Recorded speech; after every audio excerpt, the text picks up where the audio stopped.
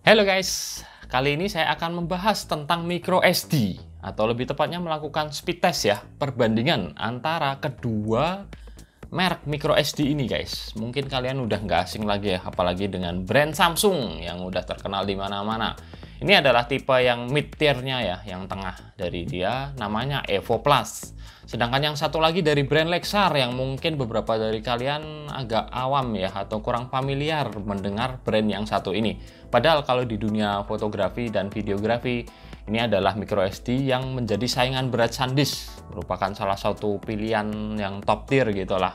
Ini adalah Lexar Blue Series yang juga merupakan mid tier-nya si Lexar karena masih ada yang di atasnya lagi.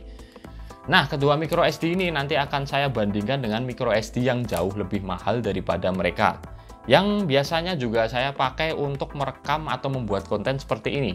Ini adalah SanDisk Extreme Pro. Ya, ini biasanya nyolok di kamera yang saya pakai untuk rekam sekarang ya guys.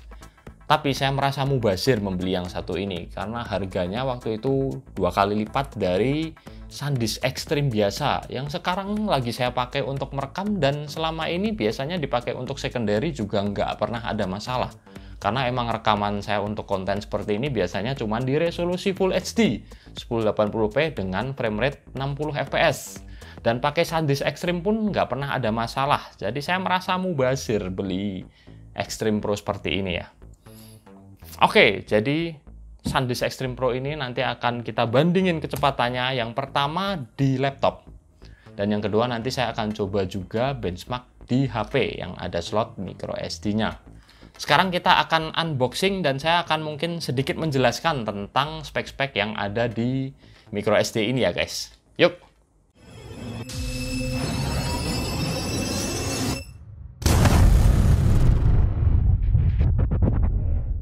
Oh ya, FYI kedua micro SD ini saya beli di official store dari masing-masing brand ya. Jadi bukan sembarangan official store.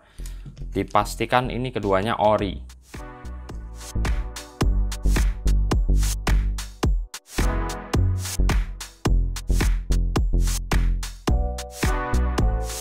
Nah, jadi ini perbedaan fisik ketiganya ya guys. Lexar dan Samsung sama-sama punya micro SD adapter ke SD card karena memang keperluan saya untuk dipasang di kamera. Jadi saya cari yang udah ada adapternya seperti ini.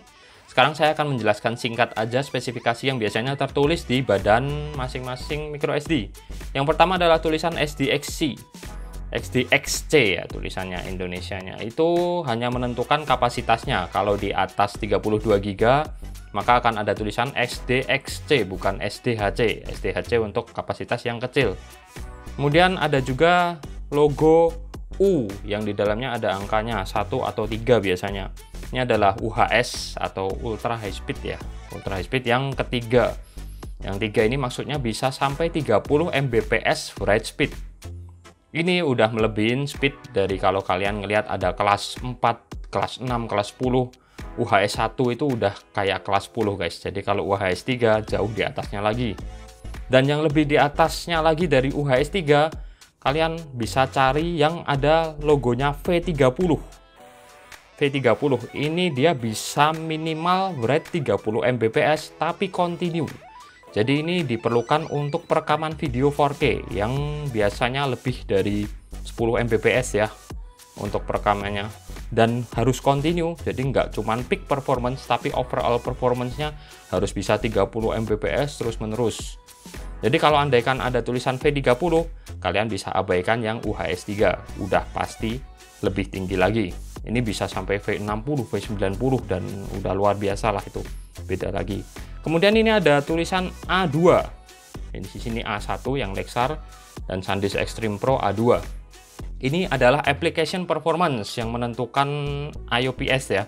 Jadi kayak semacam random read write untuk biasanya digunakan di aplikasi HP guys. Jadi ini lebih mengarah ke aplikasi HP. Yang penting udah ada minimal A1 maka hampir semua aplikasi HP atau game bisa dijalankan dengan lancar di micro SD yang seperti ini. Oke, jadi mungkin gitu aja ya, nggak ada yang perlu dijelaskan lagi. Sekarang langsung aja kita masuk ke sesi pengetesan. BTW saya untuk mengetes memakai micro SD card reader dari Orico ya, yang USB 3 seperti biasa. Dan untuk di HP tentu saja nanti langsung saya colok ke HP-nya guys. Sebelum memulai pengujian, kita format dulu ketiga microSD ini di laptop, supaya saat pengetesan ketiganya dalam kondisi benar-benar kosong ya. Software benchmark untuk di laptop seperti biasa, saya memakai Crystal Disk Mark, dan saya pakai satu metode tambahan, yakni Real World Performance, supaya bisa kelihatan IOPS-nya. Hasilnya seperti ini ya guys. Sequential read speed ketiganya terlihat sama, karena memang mentok di interface microSD reader saya.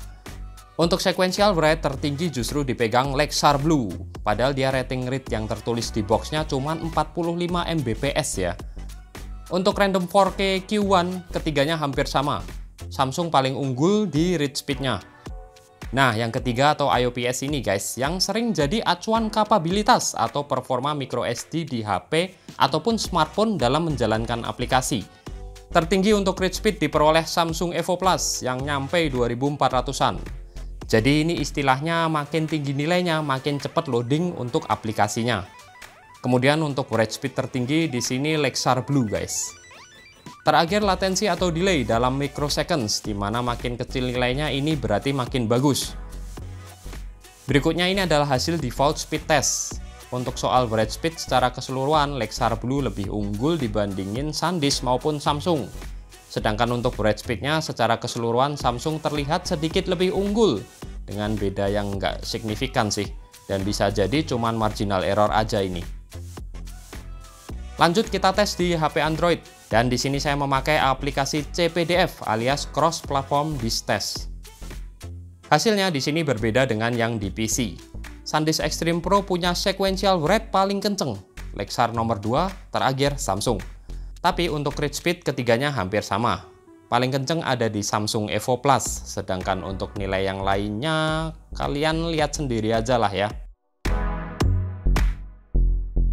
BTW saya juga mencoba ketiga microSD ini di GoPro Hero 10 yang bisa record 5.3K 60 fps, yang file rekamannya bisa sampai puluhan megabyte per second. Ketiganya bisa merekam video dengan lancar di berbagai setting.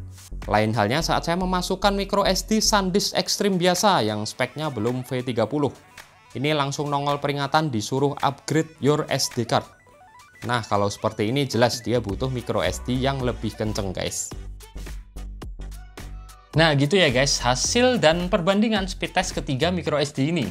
Di sini saya bukan berniat untuk menjelek-jelekan suatu brand tertentu ya, karena di sini saya hanya sebagai user dan saya melakukan tes se-fair mungkin.